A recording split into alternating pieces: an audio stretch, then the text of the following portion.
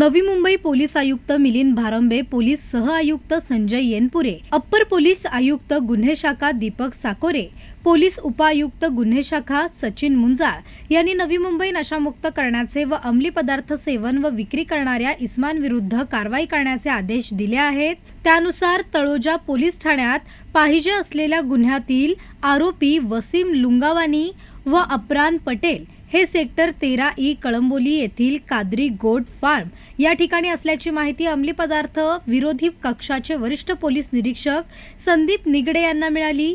त्या अनुषंगाने दिनांक 10 मार्च रोजी वरिष्ठ पोलीस निरीक्षक संदीप निगडे व अंमली पदार्थ विरोधी कक्षाकडील अधिकारी अंमलदार यांनी सेक्टर 13E गणेशनगर येथील कादरी गोट फार्म या ठिकाणी छापा टाकला। आरोपी मोहम्मद वसीम शमशुल हक चौधरी उर्फ वसीम लुंगावानी वय वर्ष 50, अमरान मोहम्मद पटेल वय वर्ष 32, दोघे राहणार कळंबोली नवी मुंबई यांना ताब्यात घेतले। त्यांचा सखोल तपास केला असता ते शेळी फार्मच्या नावाखाली अंमली पदार्थाची विक्री करीत असल्याचे निष्पन्न झाले। आरोपींच्या ताब्यातून 13 ग्रॅम वजनाचा 5,39,200 रुपये किमतीचा मॅफिड्रोन म्हणजेच MD पावडर हा अंमली पदार्थ जप्त केला। आरोपींना अटक करण्यात आली असून दिनांक 12 मार्च पर्यंत पोलीस कोठडी मंजूर झाली आहे।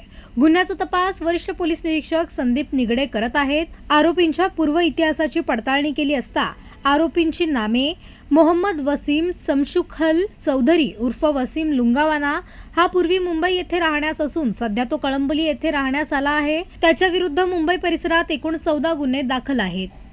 पनवेल, नवी मुंबई आणि रायगड जिल्ह्यातील ताज्या बातम्या आणि नवीन घडामोडी पाहण्यासाठी सबस्क्राईब करा कोकण संध्या न्यूज चॅनल आणि दाबा बेल आयकॉन।